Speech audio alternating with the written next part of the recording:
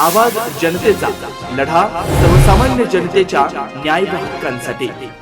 देवळाली प्रवरा नगर परिषदेच्या निवडणुकीत भारतीय जनता पार्टीनं घवघवीत यश मिळवत 15 नगरसेवक पदांवर विजय मिळवलाय। नगराध्यक्ष पदासाठी सत्यजित कदम निवडून आले। या पार्श्वभूमीवर प्रभाग क्रमांक 6 च्या वतीनं देवळाली इरिगेशन बंगला येथील हनुमान मंदिर परिसरात नवनिर्वाचित नगराध्यक्ष सत्यजित कदम व 15 नगरसेवकांचा सन्मान सोहळा पार पडला। या कार्यक्रमाच्या अध्यक्षस्थानी भगवान वरखडे होते। या प्रसंगी माजी आमदार चंद्रशेखर कदम, नगराध्यक्ष सत्यजित कदम, प्रीती कदम, मुरलीधर कदम, भगवान वरखडे, सतीश वाळून, मंजबापू वरखडे, शहाजी कदम, संदीप कदम, दत्ता गागरे, प्रवीण कोठोळे, सतीश वाळून, संजय बर्डे, अशोक वरखडे आदींसह सर्व नगरसेवक व नगरसेविका उपस्थित होत्या।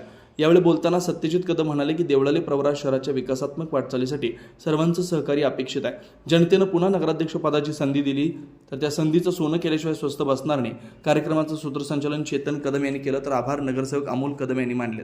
नवनवीन घडामोडी आणि सत्य बातमी पाहण्यासाठी आजच आमच्या YouTube चॅनलला सबस्क्राइब करा, शेअर करा आणि लाईक नक्की करा।